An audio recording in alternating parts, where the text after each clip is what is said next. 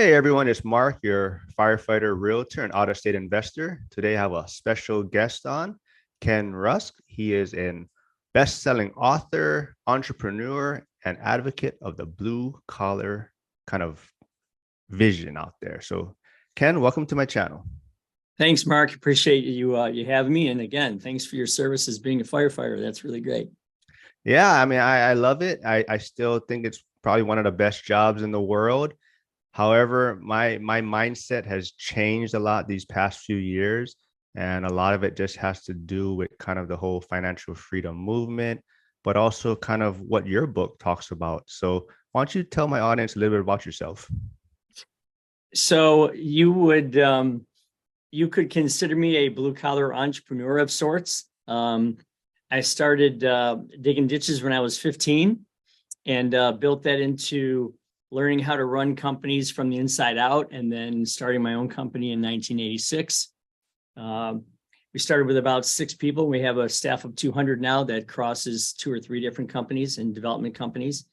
And yeah, it's been great. It's been a heck of a ride. I wouldn't trade a thing over the last 37 years. But yeah, there's just something about working for yourself and working with your hands. It's just, unbelievably gratifying. And in this day and age, it's also financially rewarding as well. Amazing. Did you ever step foot in a college classroom, or did you ever head down that route at first and then transition over to more like blue collar?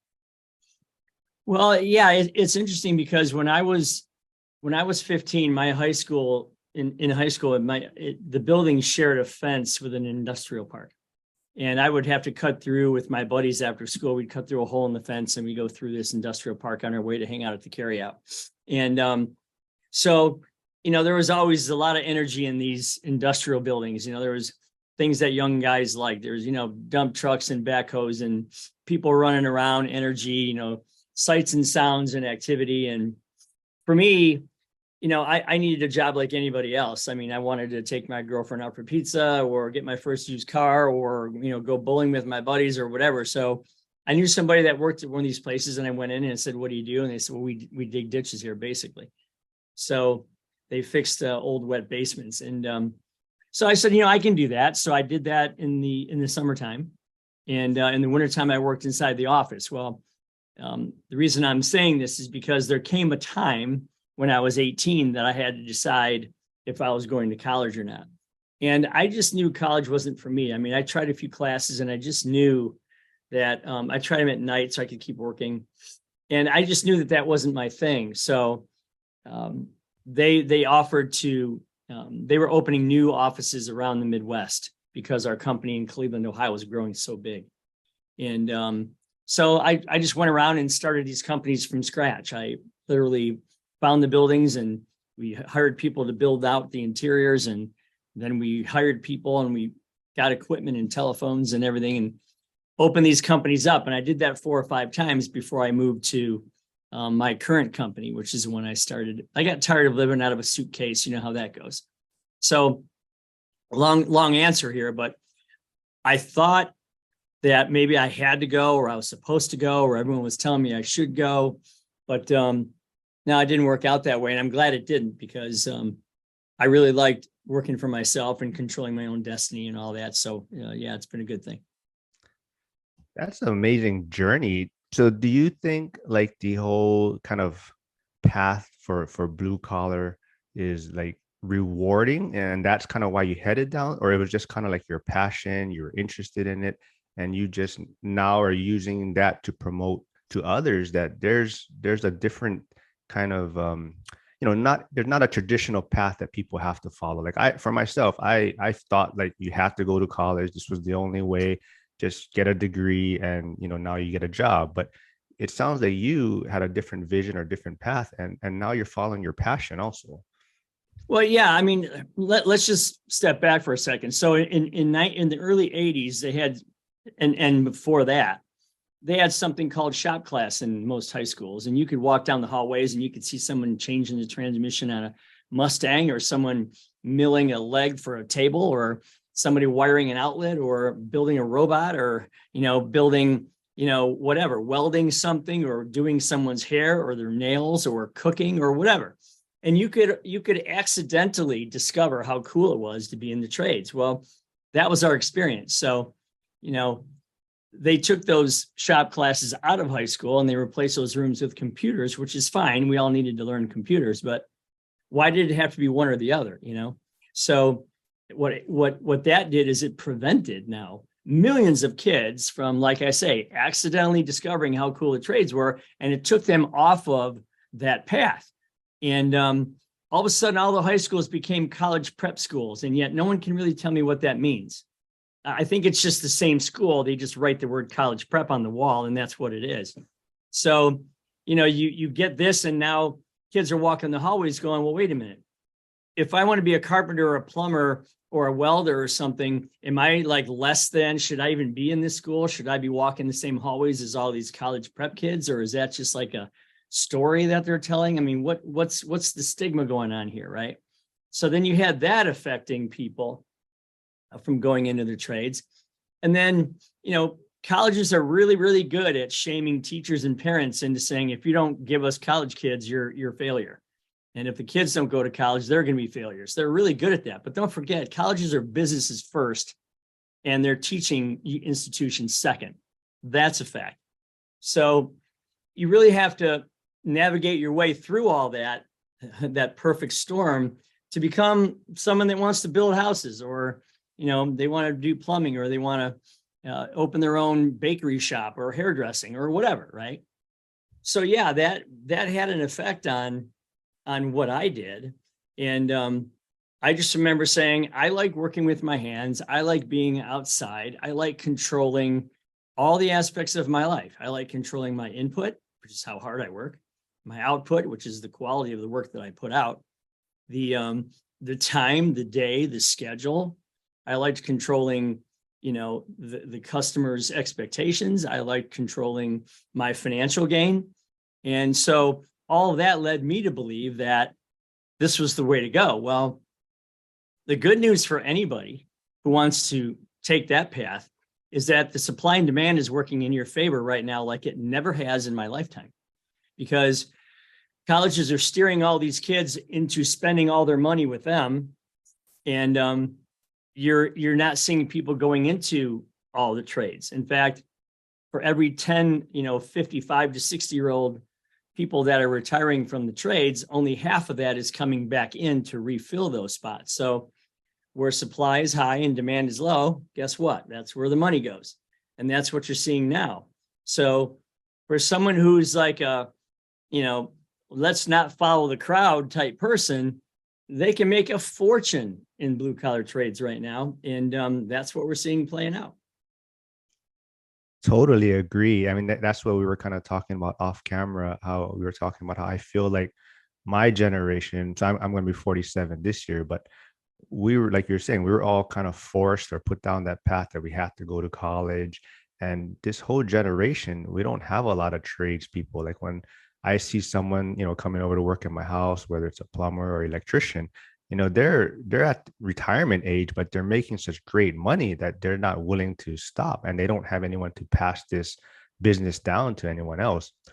But was your vision kind of, how did you get in this path of kind of being an advocate of blue collar work? Was it kind of you wanted to help others get started, or you're just trying to put this message out there because you were so, believing so much into it? Well, they say to whom much is given, much is expected, right? I've been very successful, and I've launched several businesses, and I've been able to do some really cool things in my life. And part of the responsibility of having that privilege is to turn around and say, okay, how can I help shorten the learning curves to entrepreneurship for people that are coming up behind me?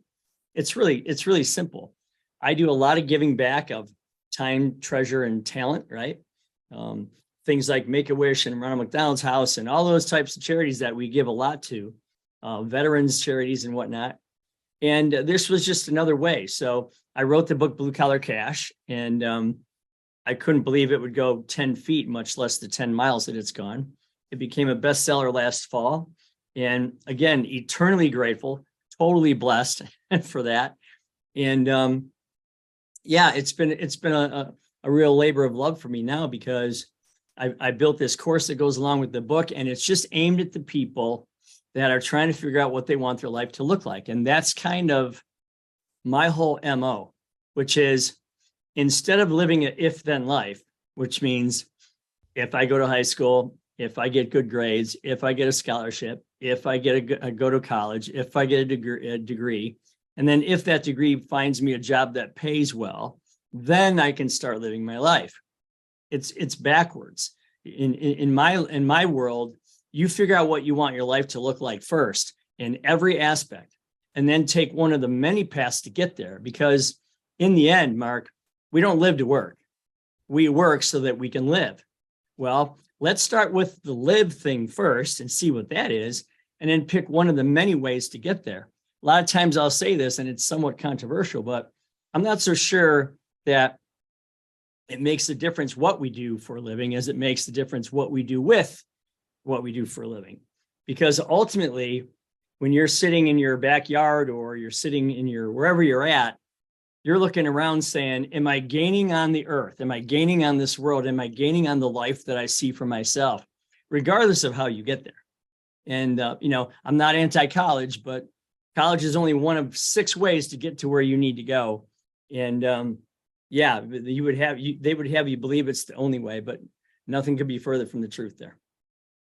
I love it. It kind of just goes back to like one of the chapters in your book about give, get, and give a little more. And that's just kind of like what you're about, your book's about, and you're just trying to help others realize that there is other ways out there. So like if someone today, someone just getting out of high school and they really kind of didn't know what their direction was, like how would you kind of get them started? Or what would you recommend for them to do? Well, I've coached a lot of people. I've probably hired 2,500 people in the last 30 years. And I've seen all different types of initiative, levels of initiative, of faith, of vision, of resilience, persistence, all those types of things. And all I would tell you is it all comes down to the same thing. Why are you here? Like, what do you want? What do you want your life to look like? And so what I will do is, just like those pictures that you have on the wall behind you of all those superheroes that are very colorful and very detailed, I will have somebody draw out their life on a poster board and color it in, use crayons. The last time you used a crayon was probably when you were 5, but you were at your most creative point in your life with the least amount of stress, right? I like So that. draw that picture as clearly as those posters behind you and see what you want your life to look like. That would be step number 1. What kind of house do you see yourself living in the suburbs, in the farmland, in downtown, whatever? What type of transportation do you want? Car, pickup, van, electric vehicle, scooter, whatever. Draw that out. What type of vacations do you like? Beach, mountains, Europe, whatever. Draw that out. Draw out your give back moment, your charity. What would you do with $100 if you had it? Your time, talent, and treasure. Draw out your pet, dog or cat. What color? What would you name it? I mean, everything. Get very, very detailed. What's your health moment going to look like? What is your sport or your hobby going to be? Get all this stuff on paper, and then say, okay, how do I get there? That's my perfect nirvana. That's my comfort, peace, and freedom that I talk about in my book. How am I going to get to that spot? And then you pick one of the many ways there are to get there, because ultimately that poster is what you're after. No one's ever going to roll up into my driveway and say, wow, they look at what I've accomplished and they look around and they say, wow, what degree do you have? I mean, no one's ever asked me that. They asked me, how did you grind this life out? You've done some cool things here. How did you do that? Well, that's a whole nother conversation, right? So yeah, the first thing I would do is I would tell them to picture what you want your nirvana to look like, what you want your life to look like. Man, if I could live like that, that would be so cool. And then we can find one of the many ways to take you there. Awesome, man. It took about 15 minutes, but I've been waiting for you to say comfort, peace, and freedom. I know that is like, kind of like one of your main things in your book. And I love that. And can you talk a little bit more about where that started, where that comes from? So about 13 years ago now, maybe 14, my daughter got really sick. And it was one of those things where it was a pretty scary 5 years for her mother and I, because, there was uncertainty and there's testing, and oh my God, I mean, it's horrible. I wouldn't wish that on any parent. But you're sitting in a lot of waiting rooms and radiology rooms and hospital rooms and doctor's offices, and you're thinking. And so for me, I kept thinking, well, if I wrote her a very long letter, what would I want her to gain from it? Like, what should we be chasing in life? What should we be going after? And the words comfort, peace, and freedom just kept showing up. I couldn't get them out of my head. I kept seeing them everywhere. And so I built this mental triangle as if those three words are interdependent upon each other. And basically, they're just three separate concepts. Comfort, you could say, your favorite jeans, your favorite sweatshirt, or your favorite couch. That's not necessarily what I mean. Are you comfortable with who you are? Are you comfortable with the life that you've drawn for yourself? Are you comfortable with how you see yourself, how others see you? Are you comfortable in your own skin? Are you comfortable in the way you present yourself to the world? Are you comfortable in knowing that if you gained those certain things, that would be great? I mean, that would be my idea of a comfortable, cool life. Okay, so that's one. And then the peace side of it is, not necessarily anti-war, but what it is what can you do to choose the right emotions? Because emotions are a choice. No matter what anybody tells you, emotions are a choice. Sometimes they're a split-second choice. Somebody comes up and whacks you in the face, you're going to get angry, but there's still choices. And if you can say to yourself, I've got control over my stressors in my life, I've got control over my financial scenario, I've got control over, the way I feel about myself and whatnot, you can be at peace, at serious peace. And a lot of times when I think of people that are very successful, they're either very stressful or they're very calm. And so I always gravitated towards the calm people. So that's peace. And then if you combine those two and look at freedom, freedom is either, in a democratic sense, or freedom is the ability to be spontaneous, the ability to think, hey, you know what? I'm going to go visit my aunt today, or I'm going to go call my sister and say, let's go out to lunch next Tuesday, or I'm going to take my dog for a walk, or I'm going to grab that bicycle that's been sitting in the garage and I'm going to take a ride, or I'm going to play Frisbee with my neighbor, or something that is just mindless sense. I mean, you just chill back, sit back, do your thing, have fun, be a kid again if you want, be spontaneous. And that's just a sense of freedom that most people don't have, or they don't think that they have. So combine all those things together, that's a pretty cool way to live. And I think that if you get there, okay, you're going to have 99% of the population beat in that perspective. I totally agree with that. I mean, that's kind of where my mindset has changed a lot. And it's, a lot of people, they see me doing the real estate stuff, investing, and they think it's all about money. And I'm trying to explain to them that it's not really the money. I mean, yes, it's, part of it is for the money, but it's more for that time freedom and being allowed to live the life that you want, so that you don't have to be tied to a salary or W-2 income. And you can, I forgot what podcast it was on, but they're talking about, they don't like to call it, I'm going to go on a vacation, because a vacation means, you're going to take some time off and you got to come back to work. They want to go on a trip where they can kind of spend as much time as they want, enjoying life or enjoying what they want to do. So yeah, I think that totally makes a lot of sense, comfort, peace, and freedom. And it's just, I've heard it so much in your other interviews, in your book, and I was waiting for you to bring it up. So it only took 15 minutes, but I'm glad that you're able to talk about it and kind of give my audience a little insight to what referring to it. But it's important to add one more thing to that. I think the older you get, the more you turn back and you realize how valuable time is. I mean, there's things like cars and boats and, country clubs and all the things that people go after, and all those things are great, but it's not the thing that does it for you. It's the memories that you create with your family, whether I'm racing my car with my buddies or on the boat with my family, or I'm playing golf with friends. It's the time you spend with, people that you love and you respect.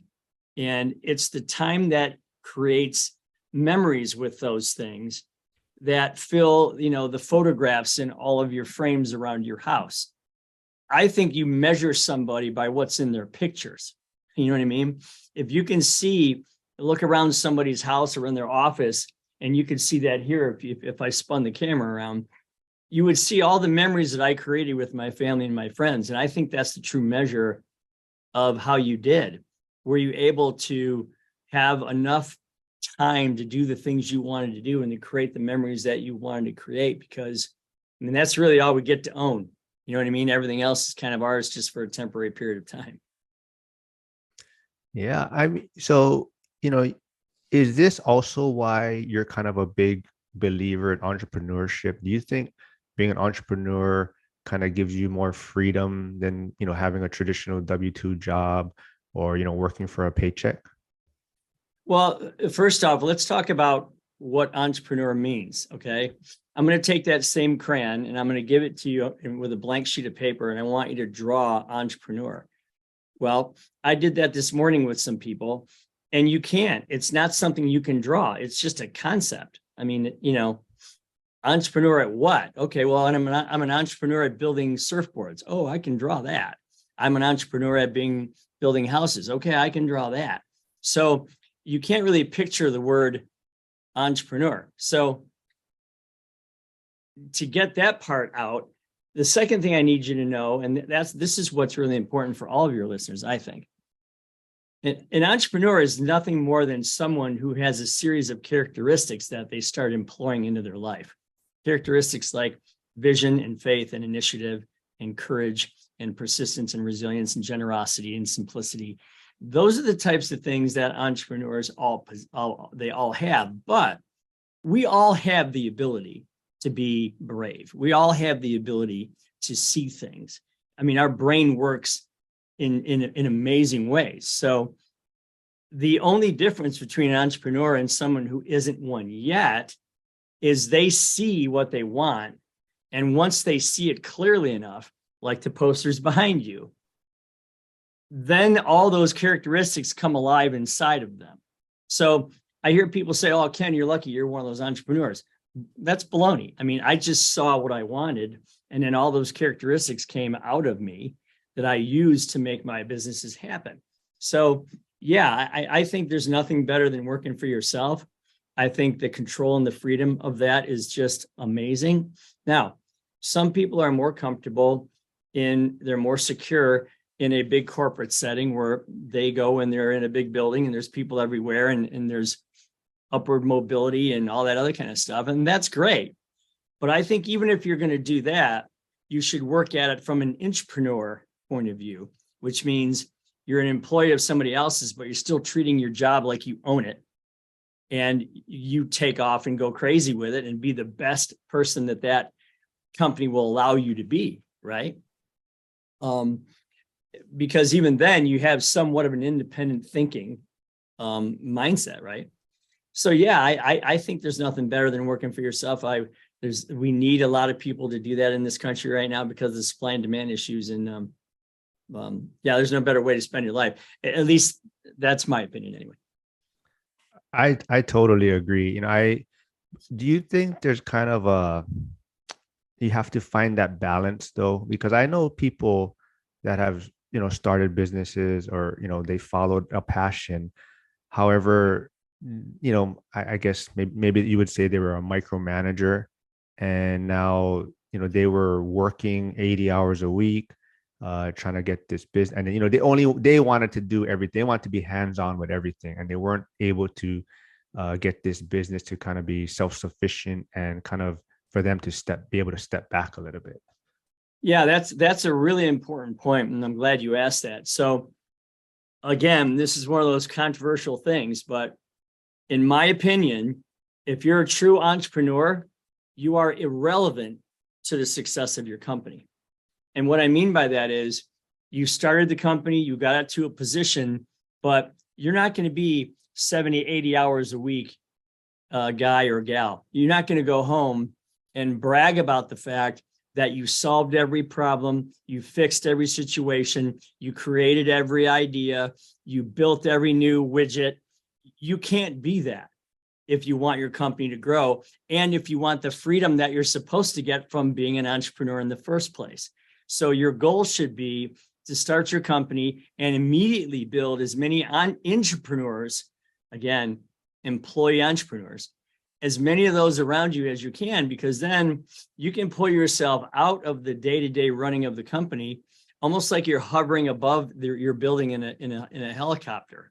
And you're looking down upon your business and seeing what's going on and seeing what's needed for it to grow, for it to prosper, for it to become larger, for more revenue to come in, for you to hire more employees, for you to share in the bounty of that with your people and create this unbelievable family, this forceful family that can drive your company way further than you can drive it yourself.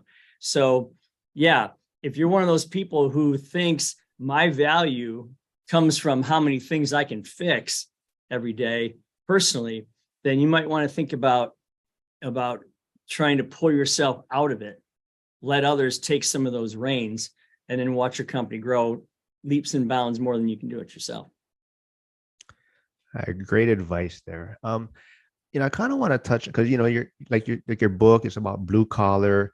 Like, how do you think, I guess maybe like AI is going to affect kind of this blue collar field, and you think it's going to have any impact on these jobs or the future for like blue collar workers? Yeah, it's really strange because initially when robots started building cars, they thought, oh my God, this is the end of the earth for blue collar workers. Although if you notice lately, AI does a lot more white collar jobs than it does blue collar jobs. I mean, if you notice, it's analyzing things, it's writing articles, it's trying to make things more efficient, whatever. AI, in my opinion, is never going to roll up in your driveway with a dump truck full of pine trees and pull those trees out and plant them in your front yard. That's just not going to happen. In fact, people are now saying, wow, we kind of thought it was one way, and now we can see it's the exact opposite of what we thought. Because, I mean, how can you get a robot to do your hair, okay, or do your nails, or cook for you, or create an amazing connection relationship between your blueberry muffins and the people that come in every Saturday to buy them from you? You know what I'm saying? That's just never going to happen. And so while I'm very afraid of what AI can do, because geez, what do you hear? It's like 1984 kind of like horror land. But yet I think it's like anything else. I think we'll probably gain some reasonable sense of what we should be using it for, and more importantly, what we shouldn't be using it for. So yeah, I don't think you're going to see them robots building houses anytime soon. Yeah, I mean that I totally agree. I mean that's kind of, we were talking the same thing before, off camera. But my son, he's going to be 8 years old, and I'm hoping that by the time he turns 18, that he has this passion for going and doing something in the trades, and I feel that's going to be very lucrative. But at the same time, I'm also torn kind of, I hear people always talking about, you should follow your passion. And, whether you want to be a musician or an artist or, a basket weaver, but just follow your passion. So what would you say to someone, a parent, trying to kind of have for guidance as far as how, for their children, as far as they get older, about following their passion? Well, I would say this. I would say once they know what their son or daughter's once they know what that poster looks like, okay, once they know what that best lived life looks like, okay, you can start to put value on what that would live like. Okay, I want this kind of house or this kind of car. I mean, you can start to see what the value of those things might be. And if the passion that they have for what they want to do supports that lifestyle, then fine. Then they say, if you're happy at what you do, you'll never work a day in your life. Well, that's true to a point. Okay. So you take that passion, you're so good at it that you're very successful, the business grows, and now you can get everything that you want. That's fine. I would say this though, if you love surfing, I wouldn't teach surfing for a living, because then you're not going to love surfing anymore. That's just something that I'm putting out there. I have friends who love golf, and then they became golf pros and they teach golf, and now they can't wait to get away from the golf course. Okay. They can't wait to get away from it. So their passion kind of like intertwined with what they really wanted to do. So you got to be careful a little bit of that. The other thing is this: allow supply and demand to work for you. I mean, again, if you're willing to do what everybody else isn't willing to do, if you're a contrarian thinker, you're going to make money hand over fist real quick. And then, like I did, ditch digging was number 99 out of a list of 100 things that I wanted to do. But it allowed me to make, such financial gains that I could then invest in other things, including, guess what, my passion. So I built the business, I built some comfort, some peace, and definitely some freedom. And then I was allowed to take some of what I earned and support my passion, which could be, going to Europe to play golf, or being on my boat in northern Michigan, or racing my car on a racetrack. Those are the things that I was able to support once I did my homework, and once I did my, I did my duty, right, to get my business where it was, and then allow those things to be enjoyed. So it's a double-edged sword. I mean, if you're someone like, I just interviewed Ryan Dusick from Maroon 5. Okay. You're someone like that, and you go play and you play and you play and you play, and pretty soon you have platinum albums, and you have an amazing worldwide career. That works. But, certainly those are few and far between. Right. So, be advised that, I mean, both of those angles work. Passion works, but also contrarian works. And, don't forget that side, because there's some pretty good ways and pathways to make a living there. Yeah, I think it goes back to what you were talking about earlier. Like, instead of if then, it's a then if scenario. And if your passion can, allow you to live what your vision is, as far as, you want a certain house, certain car, and your passion can allow you to get those things, and, that's fine. But like you're saying, it's a then if scenario now. And I love that. And that's a great way to look at things. And I think it also, something else you touched on in your book, you talk about like, kind of what you do for, it's not what you do for a living, it's what you do with what you do for a living. It is very important. Can you kind of touch on that a little bit? Yeah. This is a little controversial, but for me, it worked out. So I don't necessarily think in every case it's what you do for a living that matters. It's what you do with what you do for a living that matters. And again, the goal here is to create the picture that you want for yourself. How you get there? I mean, if you're swimming in your swimming pool in the backyard of your house, does it really matter how you got that pool? I mean, again, I'm not saying that you want to do something that you're so unhappy with and you just can't stand it, you just can't believe it, but it's buying you a swimming pool. That's not my point. My point is that people look back upon the memories they created with their family. They look back upon the things that they were able to acquire. They look back upon, the wealth they were able to transfer to their kids or grandkids. They look upon those things as successful things. They don't always look at the fact that, well, yeah, I was the best box maker in the world. Okay. Or I was the best, whatever it might be. So in my mind, if you can grind out an amazing life and then support the passions that you want, then it's a win-win, because you still get to enjoy those passions, and you don't get, the burnout of having made a passion your work life. So yeah, that there's two different opinions to that, but again, I think you work to live, not the opposite. I love it. I love it. So usually I have my guests kind of talk, or is there, recommend a book, but you are a best-selling author and you have a best-selling book out. So why don't we kind of talk about that a little bit? And how did that all get started?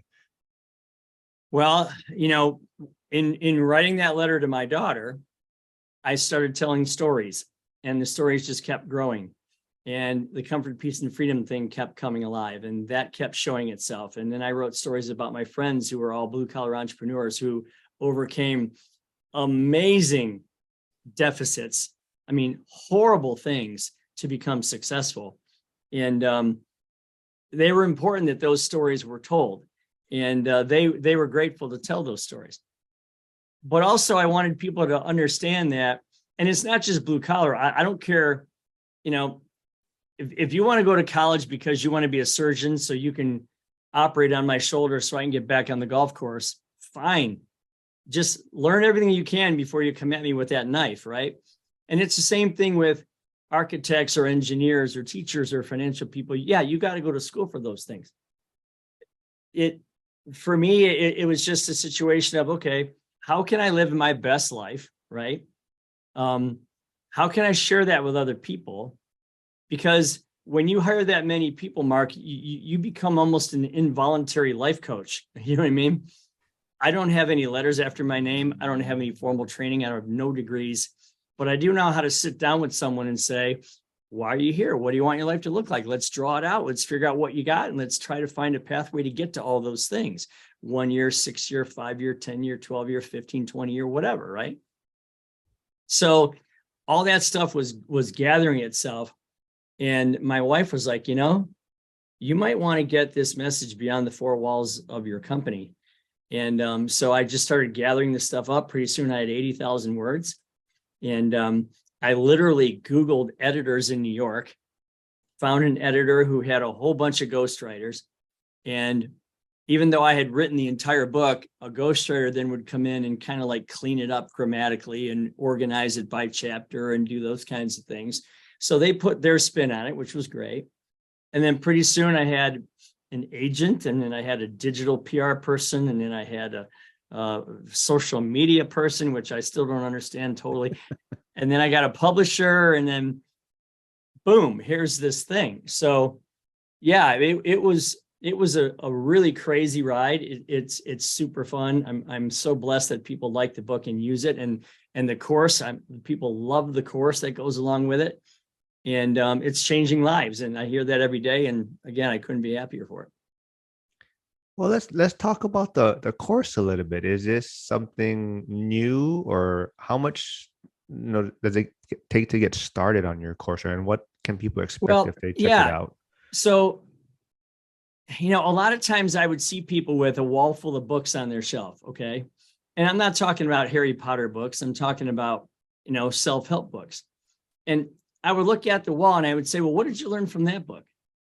Well, I don't know. I read it. What about that one? What did you learn from that book? I mean, I don't know. He's cool or she's cool. She wrote about this and that. Well, do you practice that in your daily life? Well, no, not really, but I read the book. And so what I'm seeing is they're just reading the books, but they're not using the information within the book. Okay.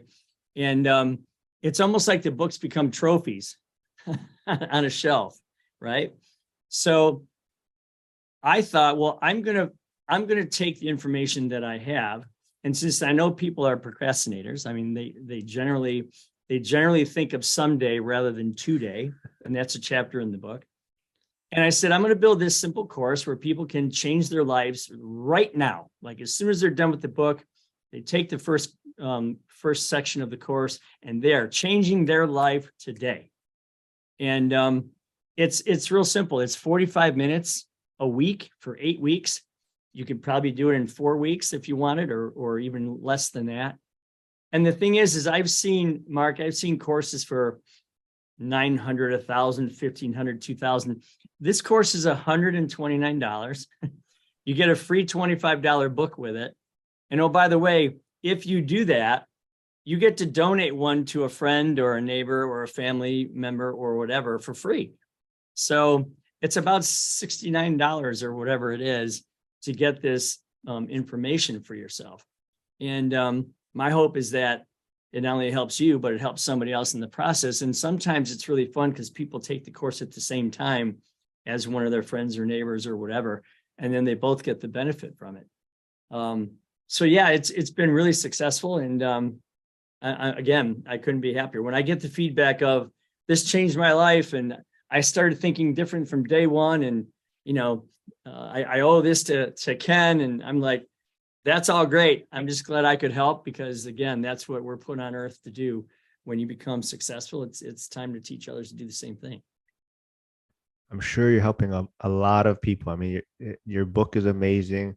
I haven't checked out the course yet, but I'm sure it's wonderful. But where would I go now if I wanted to get more information about this course, or where can people find you right now? Yeah, the best thing to do would be to go to kenrusk.com.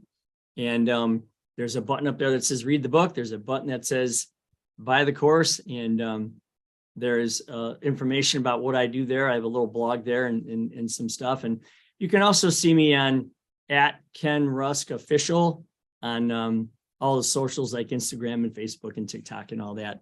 And you can see what we're up to there as well. But again, I encourage people to go there. It's not a lot of money. It costs you, I don't know, two nights at pizza and a movie to change your life, and you get to donate that to somebody else too. So I tend to donate the proceeds from all this stuff to charity anyway. And I hope people take advantage of that.